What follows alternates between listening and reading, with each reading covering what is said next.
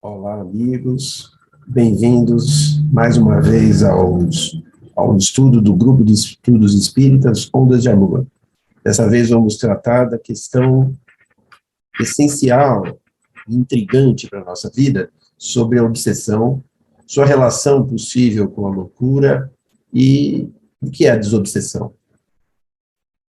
Vamos trabalhar com base no Livro dos Médiuns e também nas demais obras de Kardec, incluindo a Revista Espírita, os casos que ele narra ali a respeito. Então, vamos começar?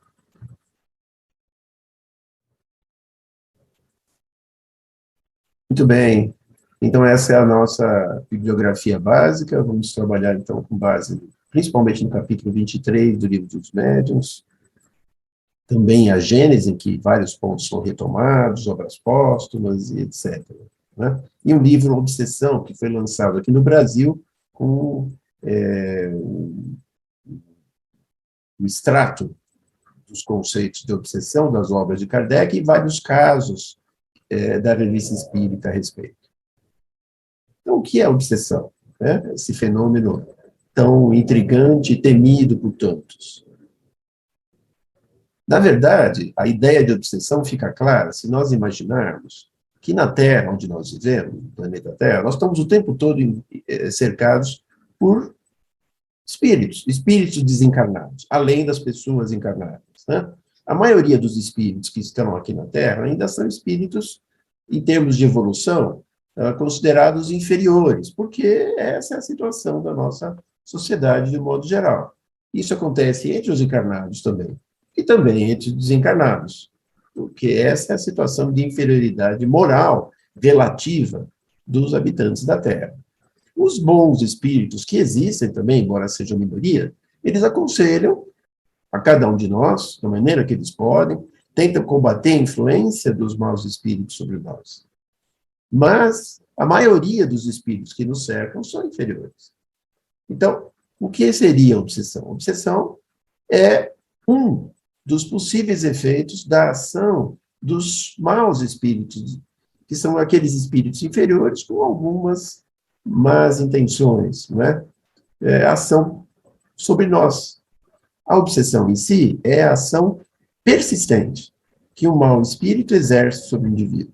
Não é uma ação casual que cria, que produz uma obsessão, mas uma ação persistente, contínua do mau espírito sobre o indivíduo. Quando se diz o mau espírito, não é o espírito de natureza diferente da nossa, ou de um bom, ou da natureza de um bom espírito. Ele foi tão criado por Deus quanto qualquer um. Só que ele ainda está no estágio inferior, com desejos ruins que ele permite, que ele se compraz ainda. Enquanto os bons espíritos são aqueles que já passaram dessa fase e que estão numa outra fase de evolução. Né?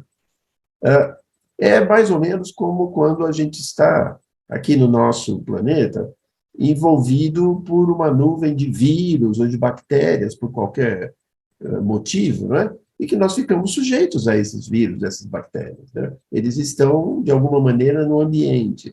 Então, nós ficamos sujeitos. Essa é a ideia. Só que os vírus e as bactérias vão produzir um problema físico, né? E aqui os espíritos vão produzir um outro tipo de problema.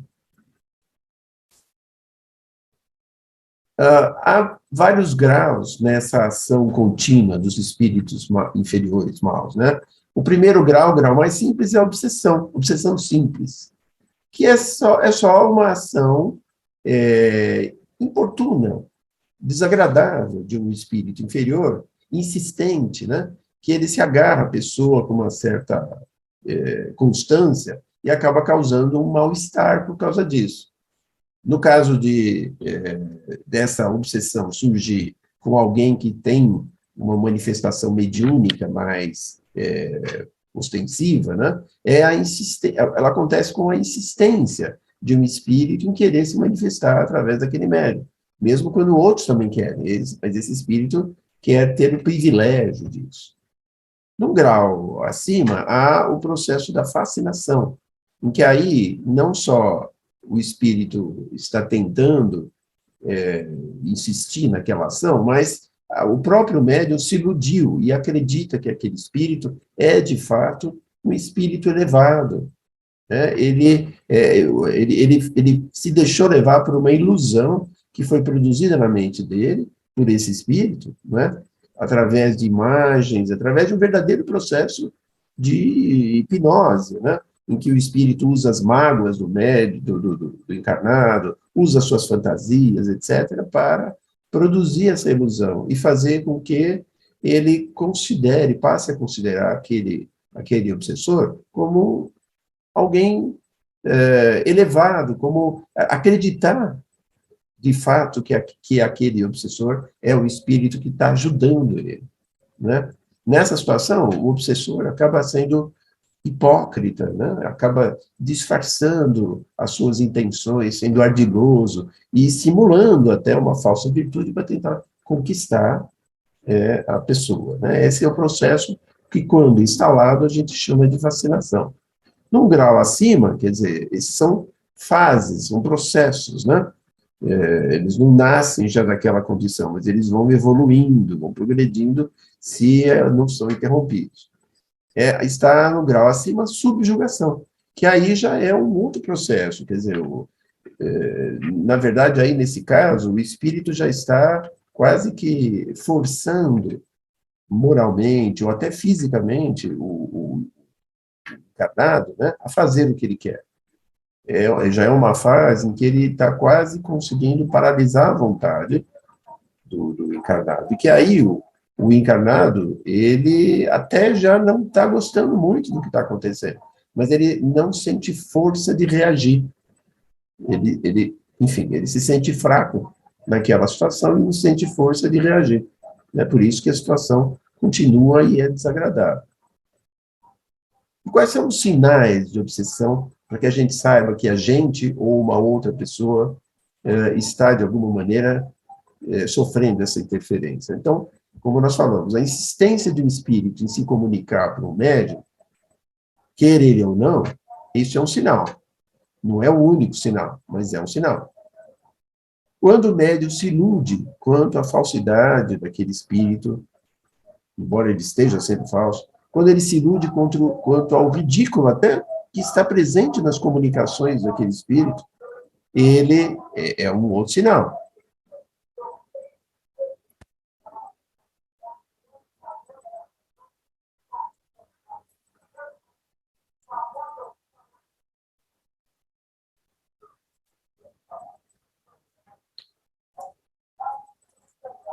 Quando ele crê na infalibilidade do espírito que está se comunicando, quando ele crê absolutamente, fielmente, piamente na identidade do espírito que se comunica, o espírito diz que ele é Jesus, que ele é um espírito elevado, e a pessoa acredita sem duvidar, mesmo com ele falando absurdos, né?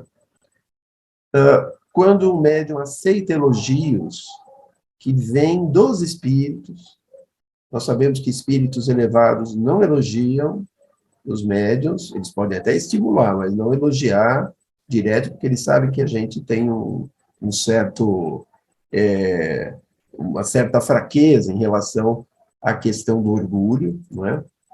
A disposição do médium de se afastar de outras pessoas, em particular das pessoas que poderiam esclarecer aquela pessoa. Então, essa disposição de se afastar, porque o outro, o que ele está falando, eu não quero ouvir, não quero saber daquela verdade, né?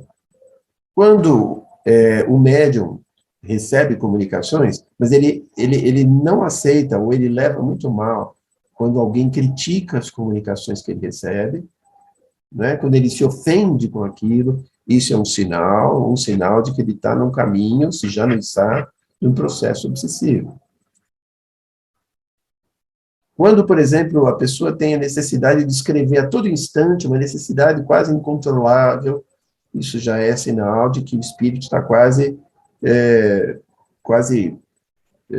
controlando a vontade daquela pessoa. Quando há um constrangimento físico, que o médium diz que não consegue resistir, esse constrangimento força ele a agir ou a falar de uma maneira que ele não quer, mas ele não sente forças, esse já é um sinal bem evidente.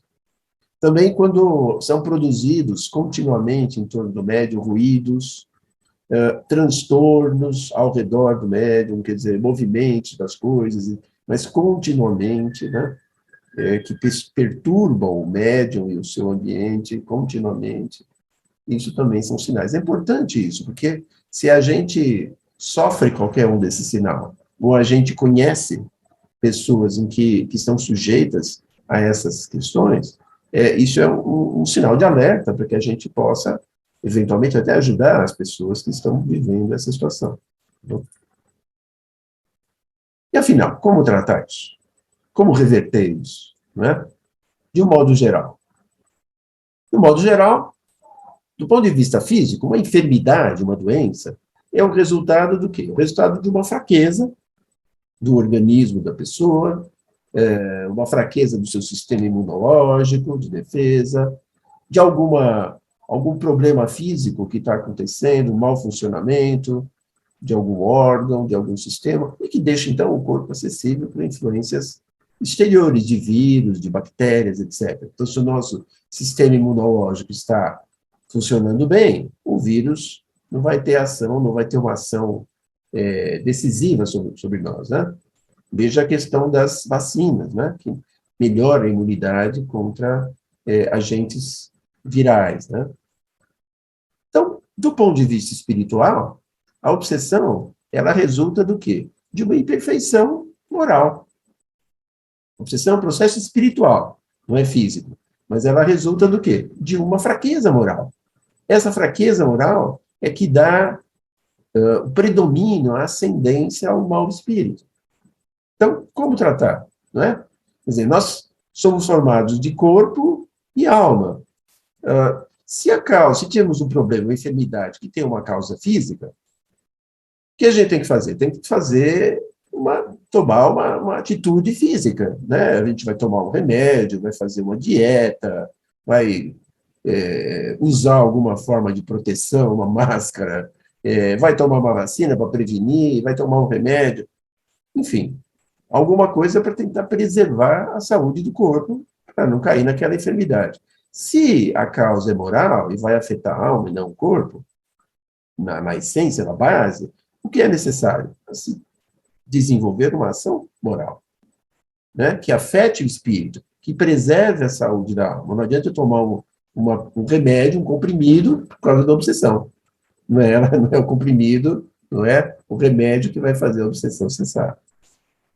Então, por exemplo, um grande remédio para as obsessões é a prece, né?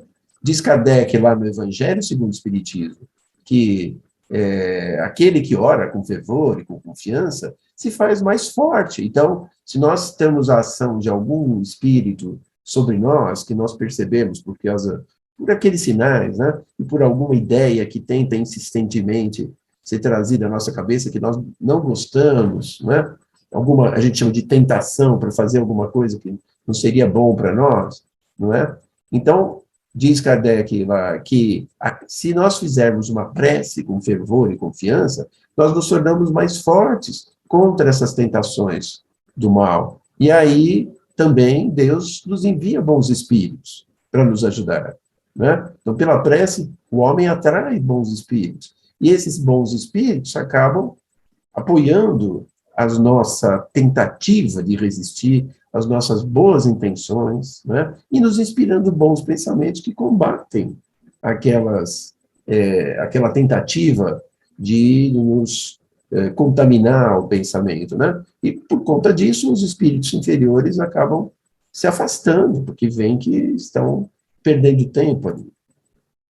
Então, é fundamental que a pessoa que sofre obsessão, que a gente chama de obsidiado, né, primeiro se esforce para se melhorar. A prece é ótima, a prece ajuda sempre e vai acabar afastando os espíritos inferiores. Mas a causa não é atacada necessariamente só pela prece, a causa está nas nossas imperfeições, nas nossas falhas morais, nas fraquezas morais que nós temos. Então é importante que a pessoa se esforce por se melhorar. Aí ela vai estar atacando a raiz, né, do mal. Na maioria das vezes, isso é o principal, isso é o suficiente para livrá-lo do obsessor, se isso acontecer de forma persistente, não é? Não uma vez, agora hoje eu resisti, amanhã não resisto, então o processo pode continuar. Com isso, é possível que em vários casos se consiga reverter o processo, mesmo sem a ajuda de outras pessoas. Há casos em que isso não é possível. Quando a obsessão degenera num grau mais grave, como a subjugação, mesmo a chamada possessão, não é? Esses termos, quando a gente estuda a base da obsessão, a gente vê o que eles representam, né? Quando ela chega nesses pontos, se torna necessário o socorro de outras pessoas.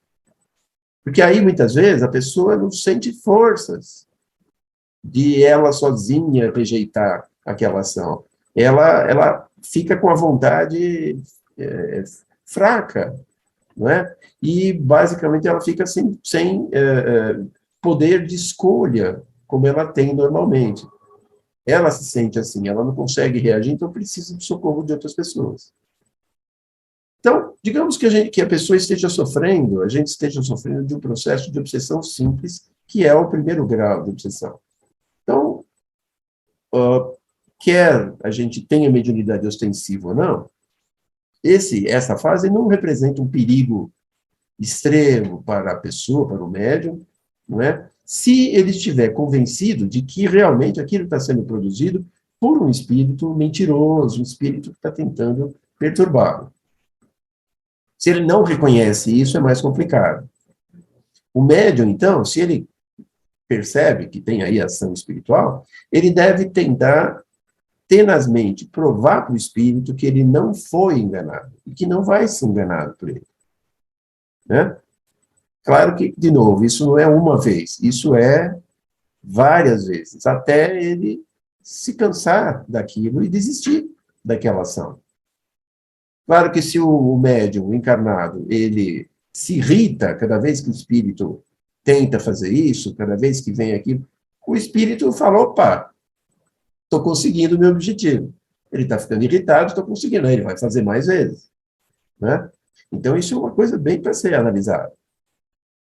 Se ele já tem prática mediúnica e ele costuma receber comunicações escritas ou faladas, etc., é útil, se ele percebe essa ação, interromper as comunicações. Porque aí ele não dá o prazer do espírito de ele ser ouvido, de ele ser lido, não é? Porque muitas vezes o espírito que está atuando sobre o médium, ele quer não só afetar o médium, mas ele quer afetar um grupo onde o médium se insere, quer afetar outros, ele quer deixar as ideias dele passar e contaminar outros grupos. Então, o bloqueio das comunicações é útil, muitas vezes, né? Claro, há pessoas que acabam, dependendo do que o espírito fala, dos termos que ele usa, das imagens que ele cria, há pessoas que até gostam, se divertem com aquilo, e aí, é claro, fica mais difícil a libertação. Apelar em prece, né, fervorosamente pelo seu anjo de guarda, pelos bons espíritos, isso é fundamental. Isso é fundamental, sempre. Né? Isso sempre vai ajudar. E mudar um pouco a maneira de ver em relação ao espírito obsessor. Né? O espírito obsessor é alguém ignorante também. No mínimo, não necessariamente ignorante do ponto de vista acadêmico, de cultura, mas ele é ignorante do mal que ele está fazendo para ele próprio, do problema que ele está criando, além de criar para o outro, né? Está criando para ele, para o futuro dele, porque não existe ação que não tenha algum tipo de retorno, né, para ele. Então, orar por esse espírito, para que ele gradativamente vá percebendo o engodo que ele mesmo está caindo, o engano que ele está caindo. Ele também é um irmão, ele também foi criado por Deus como nós. Nós já talvez, se não fazemos naquele momento aquele tipo de ação, não temos naquele momento aquele tipo de ideia, no passado certamente já tivemos, certamente fomos piores do que agora. E melhoramos, então ele também pode.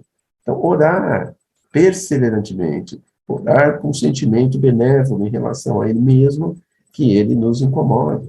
Isso é uma maneira muito eficaz. Na fascinação, já num grau de fascinação, a coisa é mais complicada, porque aí a pessoa que está fascinada, ela já não raciocina muito bem, ela não é convencida pela razão, né? Como nessa figurinha aqui, né? Isso não adianta, a pessoa está acreditando que ela está fazendo a melhor coisa. Você vai falar, olha, se você continuar serrando aí, você vai cair. Mas ela vai falar, não, que nada, é assim que tem que fazer com as árvores. Porque ela acredita naquilo, ela está fascinada, né? Então, a pessoa fascinada, além de tudo, ela recebe a crítica muito mal, recebe os conselhos muito mal. Muitas vezes, se ela tem consciência de que há um espírito se comunicando com ela e dando aquela ideia, muitas vezes ela não aceita que se suspeite que aquele espírito é um espírito mal intencionado. Ela é crédula em relação, se tornou crédula, né? Foi convencida daquilo. Então, num caso assim, que a gente constata que não tem jeito, só resta tentar convencer a pessoa de que ela foi enganada, se for possível. Se for possível, isso vai ser bom porque vai reverter o processo, vai reduzir a gravidade do processo e voltar para um estado, por exemplo, de obsessão simples. Mas se não tiver jeito, o melhor é deixar a pessoa com aquela ilusão, nós não vamos forçar, abrir a cabeça da pessoa. E vamos orar, porque orando, certamente a gente vai estar ajudando sem que ele perceba, e com a ajuda de outros espíritos também, né? Todos os casos de obsessão, a prece é sempre o melhor, o mais poderoso auxiliar para agir no processo e contra a atitude do obsessor, né? Então, por exemplo, lá no Livro dos Médiuns, Kardec comenta um caso interessante de fascinação. Então, ele diz assim, que um espírito desses, que exercia uma fascinação extraordinária numa pessoa que Kardec conhecia. Percebendo o caso, na Sociedade de Estudos Espíritas de Paris, Kardec evocou aquele espírito, fez uma evocação do espírito, ele se manifestou por um dos médiuns numa reunião da sociedade e tentou ali falar algumas coisas, querer dizer que ele não queria, que ele não podia, fez ali tentou se mostrar mais forte, mas quando percebeu que ele não conseguia enganar os presentes, né, em relação à identidade dele, ele tentou até dizer que era um espírito mais elevado, mas ele percebeu que não enganava. Ele acabou, então, confessando que ele tinha tomado um nome falso. A pessoa que estava sob obsessão tinha acreditado no nome, na identidade dele como um ser mais elevado, né? E aí, então, Kardec falou, mas por que você está abusando tanto dessa pessoa? Qual o motivo? E aí ele respondeu da seguinte forma, e aí Kardec diz assim, ele respondeu com essas palavras que revelam nitidamente o caráter dessa espécie de espíritos, né? Ele respondeu, eu procurava um homem que eu pudesse manejar, e eu encontrei, e eu vou ficar com ele. Ele queria alguém que ele pudesse controlar. Aí Kardec falou assim, bom, mas espera aí, e se nós esclarecermos esse homem? Mas se a gente esclarecer ele, e ele enxergar, ele vai expulsar você, vai se afastar. E aí o espírito, todo orgulhoso, falou, é o que veremos. Então, independente se o processo evoluiu para uma cura ou não, mas veja o que predomina na ação do espírito. Ele queria ter o prazer de dominar. Ele encontrou uma pessoa que não conseguiu resistir. Por fraqueza, por alguma imperfeição moral, ele conseguiu iludir a pessoa e ele queria ter esse prazer de dominar. E ele achava que ele não, que ninguém ia conseguir tirar isso dele. Que é uma ilusão do próprio espírito, porque sempre é possível, né, separar isso, né?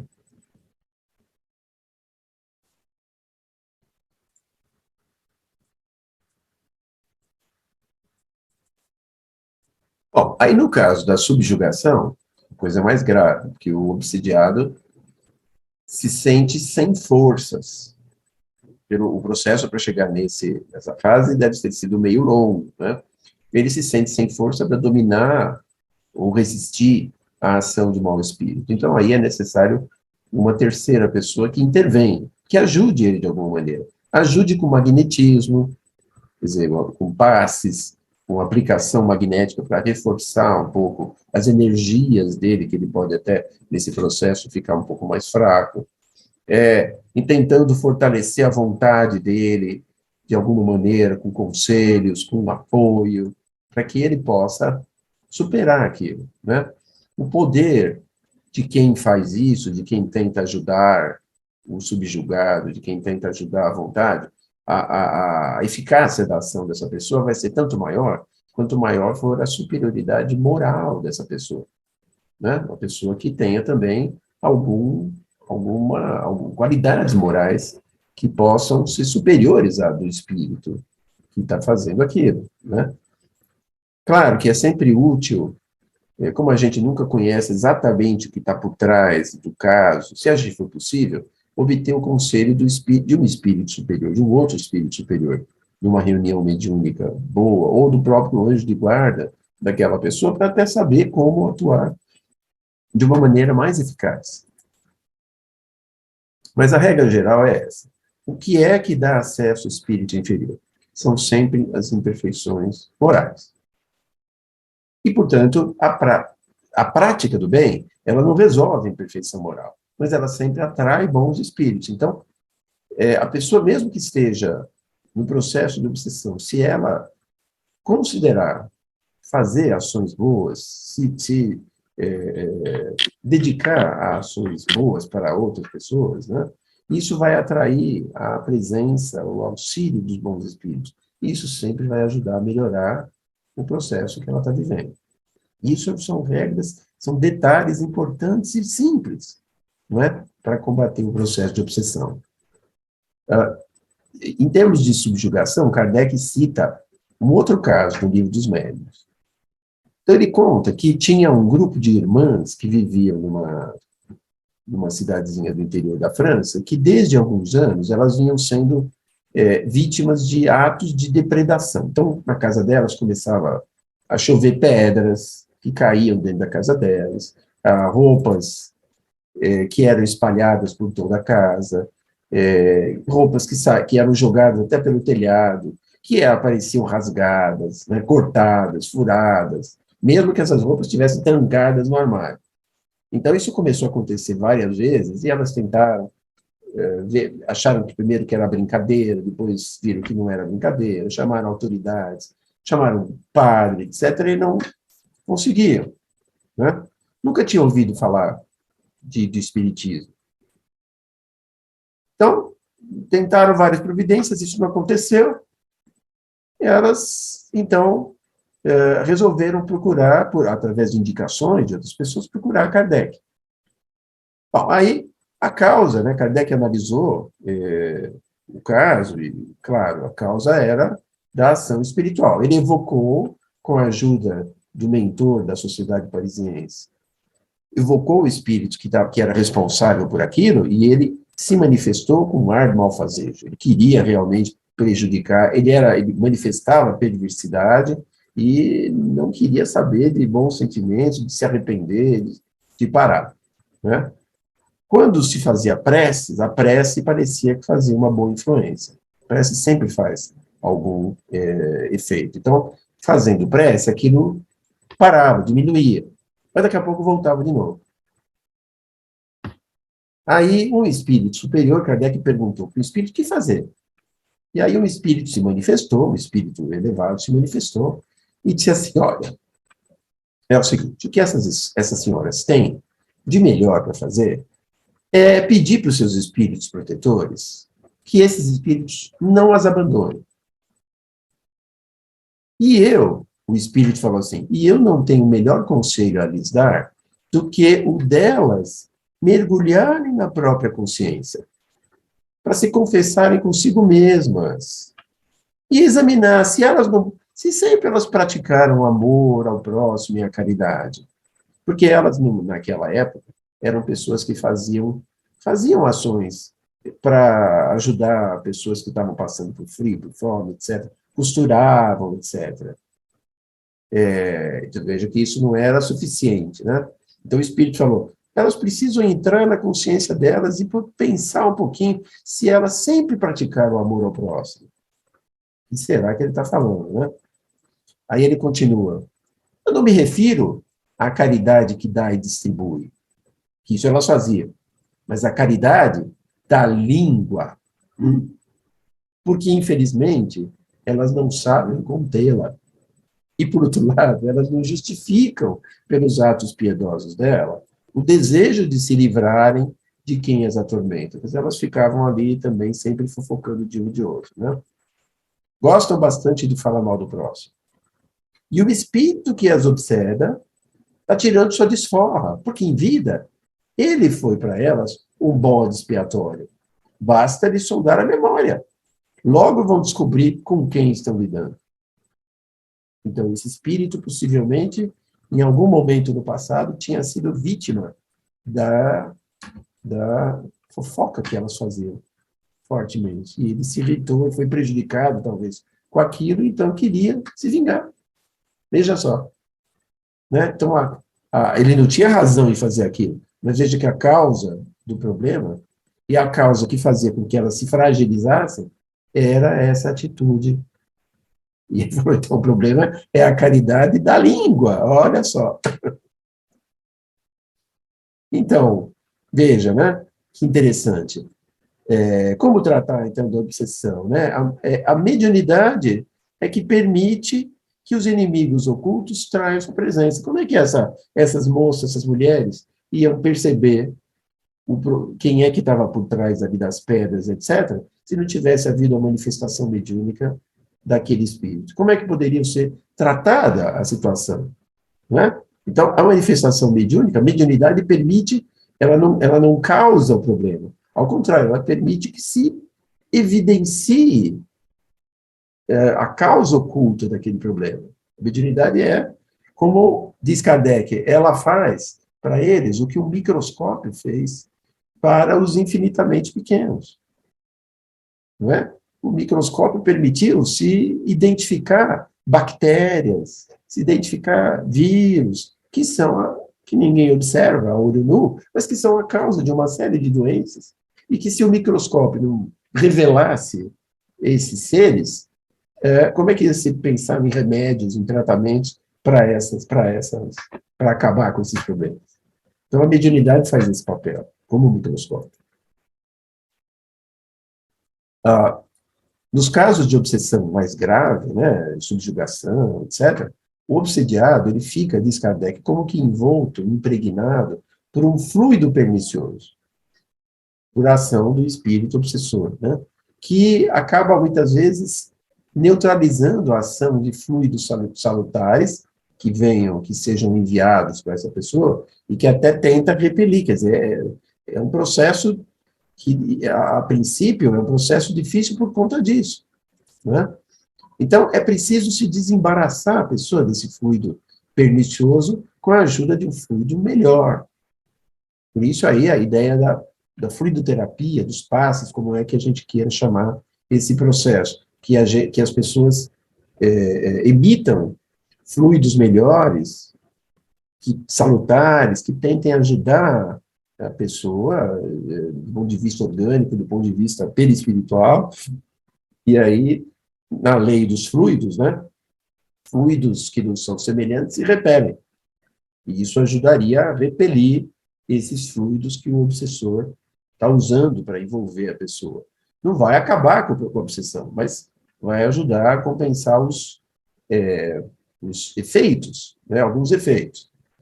Para acabar, muitas vezes é necessário que a gente tenha que agir na causa. A causa que é? É o ser inteligente, é o espírito. Né? E para isso é necessário conversar com esse espírito com autoridade. Não autoridade de falar mais grosso. Antigamente se pensava isso, né? Não falar mais grosso, mas uma autoridade que é devida à ascendência moral de quem fala, né? De quem ama, de quem conhece aquele processo, de quem realmente pode ajudar, porque está identificando que aquele ser é um ser que está fazendo uma coisa que é prejudicial para ele mesmo. Então, conversar com o espírito. Então, é necessário para que a vítima se liberte, né, esclarecer o espírito. Não expulsar o espírito, como muitos acham. Não é um exorcismo que acaba com o processo obsessivo, né? Expulsa o espírito e acabou. Não, é esclarecer esse espírito para que ele mesmo tome a decisão de não fazer mais aquilo, levando ele a renunciar aos maus propósitos que ele tinha, né? Então, diz Kardec lá em A Gênese, no capítulo 14, é preciso fazer nascer no espírito o arrependimento e o desejo de fazer o bem.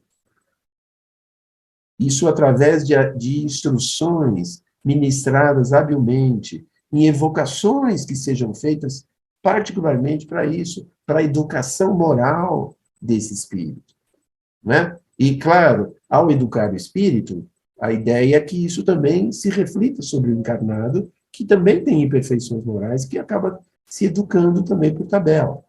Pode-se, então, ter a dupla satisfação de libertar o encarnado e de converter o espírito imperfeito. Converter no sentido, não converter para o espiritismo ou para qualquer outra crença, né? Mas converter no sentido de converter ao bem, que ele deixe de desejar fazer o mal, né? Esse é o processo da chamada desobsessão. Então, na desobsessão, o que uma pessoa só não pode conseguir, muitas unidas em intenção podem alcançar mais facilmente por meio da prece coletiva e reiterada.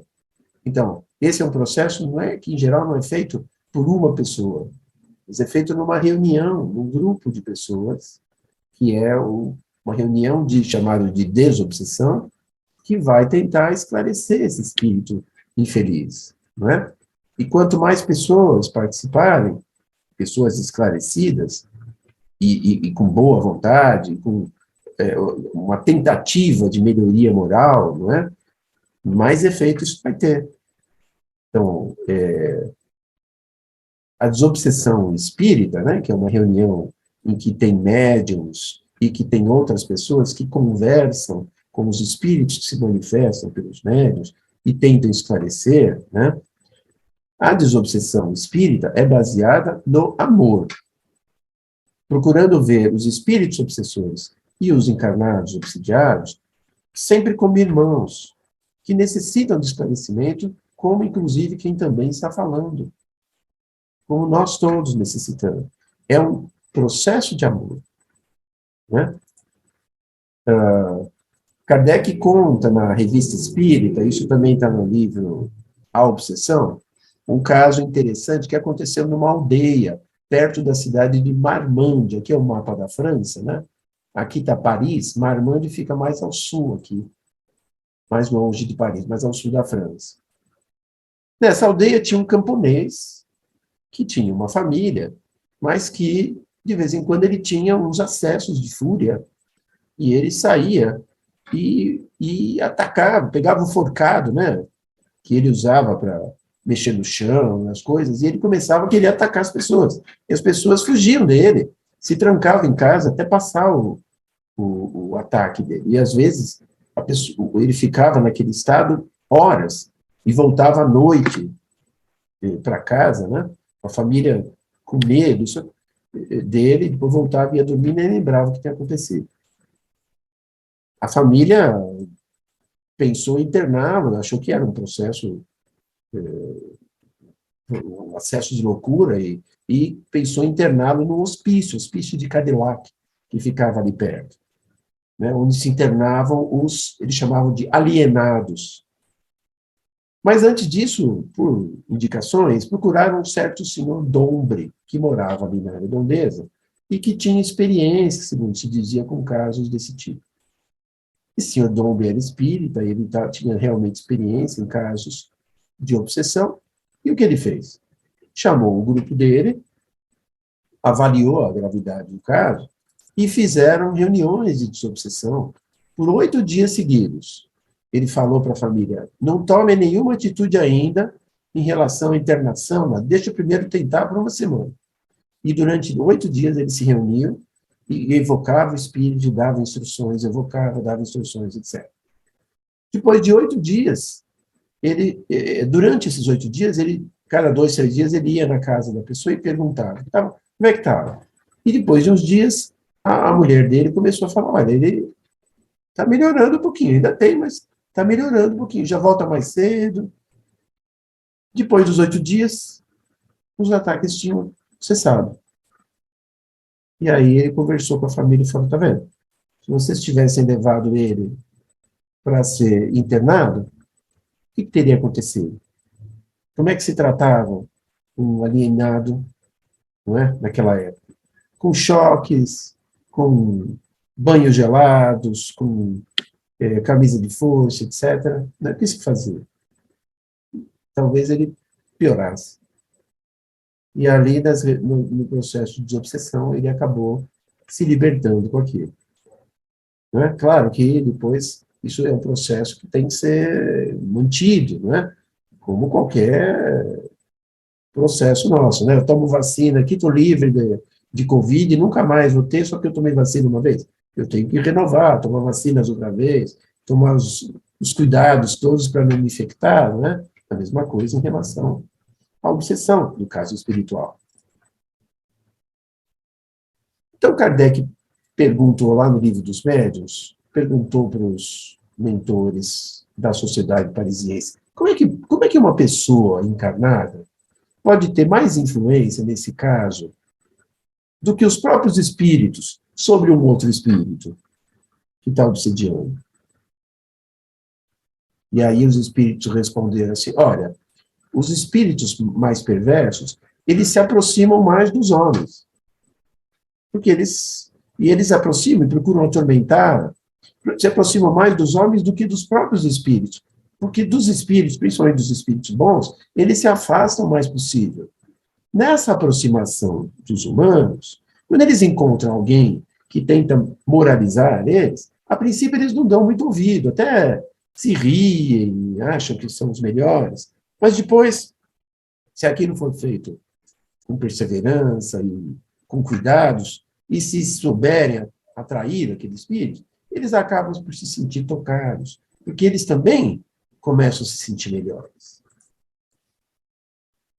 Os espíritos elevados, se eles forem diretamente falar com esses espíritos inferiores, eles acabam falando em nome de Deus e muitas vezes isso apavora esses espíritos que têm a consciência muito culpada, não querem nem muito ouvir falar de Deus. Claro que o homem não tem mais poder do que os espíritos superiores, mas às vezes a sua linguagem é mais acessível àquela natureza inferior. E aí a gente vê, né, vendo a influência que eles podem exercer sobre os espíritos inferiores, o ser humano compreende melhor a solidariedade que existe entre céu e terra. Na verdade, encarnados e desencarnados, unidos, podem fazer mais do que isolados. Não é? Isso é muito interessante. É um aprendizado para todos. E aí, Kardec perguntou assim, porque existia essa dúvida, né? A subjugação corpórea, no seu desenvolvimento, poderia levar a pessoa, o obsediado, a ficar louco, a loucura? E aí eles responderam, é possível sim, só que é uma espécie de loucura cuja causa é desconhecida do mundo, mas que não tem relação com a loucura ordinária. Não é a loucura em que o cérebro ficou avariado. Entre os que são tratados como loucos, há muitos que apenas são subjugados. Olha que informação preciosa que os espíritos deram. Entre os que são tratados como loucos, há aqueles que estão nesse processo por problemas de subjugação. Necessitariam de um tratamento moral, enquanto os homens acabam tornando loucos verdadeiros com os tratamentos corporais. Quer dizer, o tratamento corporal para alguém que está com processo de obsessão acaba, muitas vezes, danificando o cérebro e o sistema nervoso da pessoa e acabando fazendo com que ele fique perturbado fisicamente. Quando os médicos conhecerem bem o espiritismo, saberão fazer essa distinção e curarão maior número de doentes do que o fazem com as bruxas. Olha que interessante. O espírito falou isso em 1860 e pouco. Olha que coisa mais interessante. Que pista eles deram. E essa loucura é chamada, pode ser chamada de loucura obsessional. São muito numerosos os casos disso, de loucura para quem está de fora vendo, né? E para quem não conhece o processo, a primeira coisa que pensa é internar a pessoa, e que não tem muitas vezes causa, a não ser causa espiritual. Às vezes a desordem física, patológica, é uma consequência, e aí o tratamento médico, ou por remédio, ou por esses tipos de terapia física, muitas vezes não fazem mais efeito, se a causa espiritual continua existindo. O espiritismo, né, fazendo conhecer a causa real desse problema, dá uma pista, um meio real para remediar. É um meio terapêutico para isso. Atuar sobre o autor do mal, que é um ser inteligente. Sendo um ser inteligente, deve ser tratado com inteligência. Interessante que o personagem conhecido de nós brasileiros, o doutor Adolfo Bezerra de Menezes, que desencarnou em 1900, né, teve uma atuação muito forte dentro do meio espírita, depois que tornou espírita. Ele teve um filho que foi vítima de um processo grave obsessivo. E ele acabou tendo que pesquisar muito para tentar ajudar o filho e, na verdade, não conseguiu assim ter muito sucesso com aquilo. Ele tentou por muitos anos, mas era um processo muito difícil, né? E ele, por conta de toda a pesquisa que ele fez, que o filho acabou desencarnando antes dele ser curado, por conta dessa pesquisa, ele escreveu a respeito, e ele era um médico, ele fez uma pesquisa muito valiosa sobre a cura desse processo. E os filhos do Dr. Bezerra, familiares dele, anos depois de que ele teve desencarnado, acabaram publicando os escritos dele, que saíram com o título A Loucura sob Novo Prisma, em que ele questiona muito os métodos que os médicos usavam na época, né, e propõe formas de fazer isso, usando a mediunidade, usando a desobsessão. Esse livro foi o primeiro livro escrito no Brasil sobre esse problema e teve um impacto bastante importante lá pelos anos de 1920. Por quê? Né? Porque em muitas cidades brasileiras se criaram hospitais psiquiátricos já na segunda metade do século XIX, principalmente administrados pelas Santas Casas, mas usando esses métodos que eram os métodos comuns para a época, né?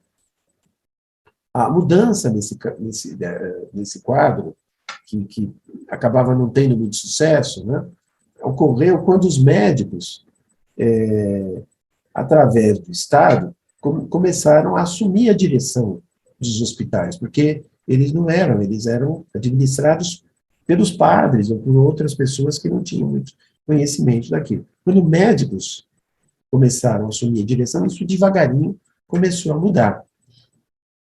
Nessa época, no início do século XX, a psiquiatria estava se consolidando, queria se consolidar gradativamente como uma especialidade médica. E, por outro lado, o espiritismo também queria se consolidar, se legitimar dentro do espaço cultural do Brasil pela sua contribuição científica e institucional. Mas vários psiquiatras nessa época, que não conheciam muito bem o que se fazia nesse aspecto do espiritismo, afirmavam isso. Há vários psiquiatras, até de renome, que fizeram isso até quase a primeira metade do século XX, né, dizendo que o espiritismo é que fabricava a loucura, que o espiritismo era uma fábrica de loucos, e os médicos espíritas e os espíritas tentavam demonstrar que não, e mostravam casos de sucesso em que eles tinham revertido processos de loucura através, juntamente com o tratamento médico, através do tratamento por desobsessão, né? Então, quando o espiritismo se inseriu nesse meio,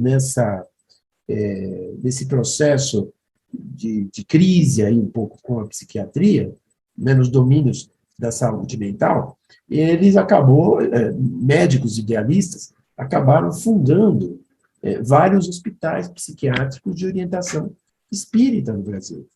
Então, no final da década de 1910, isso começou. Eles começaram a ser criados com o objetivo de quê? De abrigar, não só de abrigar, mas de tratar doentes mentais pelos processos espíritas também.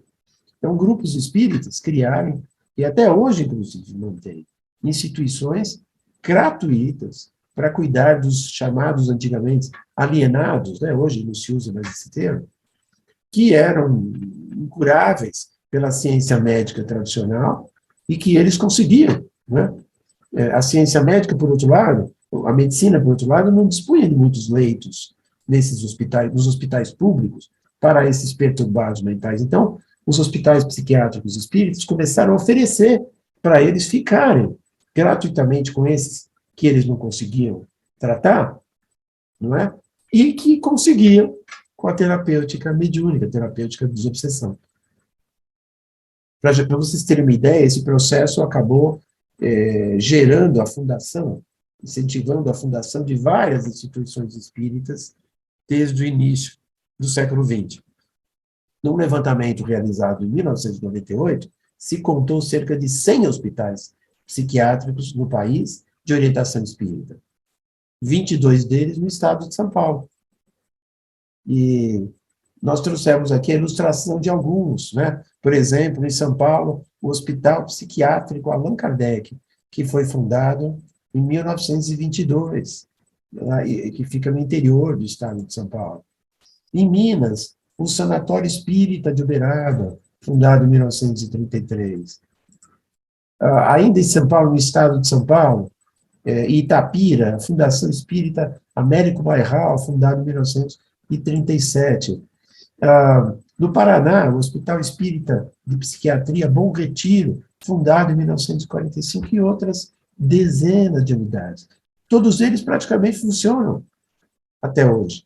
Mudaram um pouco os seus métodos por causa da evolução da própria psiquiatria e do SUS. Muitos deles trabalham na rede SUS, não é? Fazendo seus tratamentos, fazem o tratamento aconselhado pela psiquiatria, mas também hoje, que é muito mais humano do que era naquela época, mas também fazem o tratamento, fizeram e fazem o tratamento desobsessivo, né? Muitas obras foram escritas narrando casos disso, muito interessantes, contando casos de curas muito impactantes que aconteceram nessas instituições.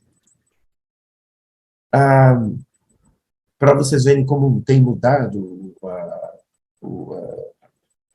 forma de ver esses episódios, né? Hoje existem pesquisas sérias a respeito dos transtornos mentais e pesquisas que tentam, inclusive, demonstrar, por análise bastante, com critérios científicos bastante sólidos, né? A diferença entre os processos mediúnicos e os transtornos mentais.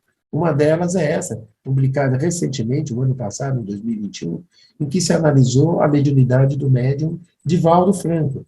Isso foi feito por um grupo em que participou o Dr. Alexander Monteiro Almeida, da Universidade Federal de Juiz de Fora, do núcleo chamado NUPES, e que aqui ele narra um pouco isso. Vamos então ver como é que isso acontece.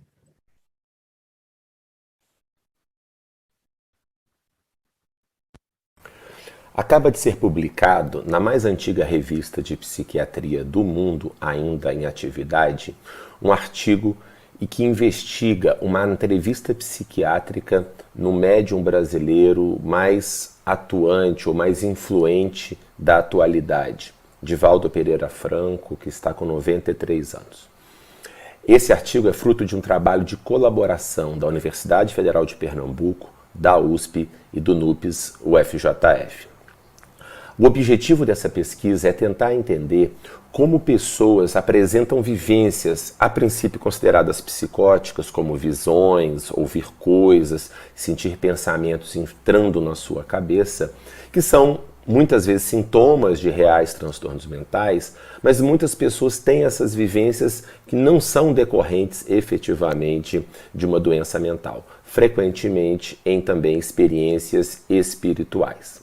Especificamente, no caso de Divaldo Franco, desde os 4 anos de idade, ele apresenta continuamente, praticamente diariamente, essas experiências. E quando ele era criança e adolescente, sua família considerava que era algo que poderia ser fingimento dele, doença mental ou mesmo uma causa demoníaca. Ele chegava a apanhar do seu pai por causa disso, até pelo pai temendo pela reputação dele no ambiente, que poderiam achar que ele era louco ou endemoniado. Mas apesar disso, ele teve uma vida extremamente produtiva. Após 35 anos de trabalho como servidor público, ele se aposentou.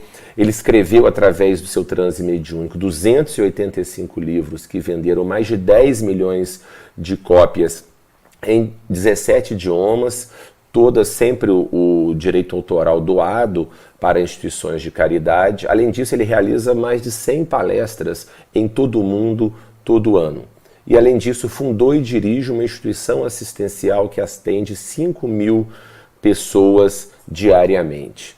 Ou seja, quais são as características da vivência que ele teve que distinguiam de um transtorno mental? Até porque, ao longo de sua vida, ele nunca teve um transtorno mental mais significativo, exceto um episódio depressivo mais leve na atualidade e um pequeno dificuldade de memória. Os principais aspectos fundamentais que ajudam nessa distinção é porque ele não apresentava outros indicadores, por exemplo, de uma psicose, como a desorganização cognitiva, um retraimento afetivo ou a dificuldade de lidar com as atividades do dia a dia, como trabalho, estudo e lidar com familiares, por exemplo, ou também o autocuidado. Além disso, também, ele encontrou um grupo religioso que o acolheu, o ajudou a fazer sentido dessa experiência e o ajudou a entender e lidar melhor com essa experiência. O estudo em profundidade de casos paradigmáticos como esse nos auxiliam na psiquiatria, na psicologia como um todo, a fazer a distinção entre experiências religiosas saudáveis e doenças mentais com sintomas de conteúdo religioso.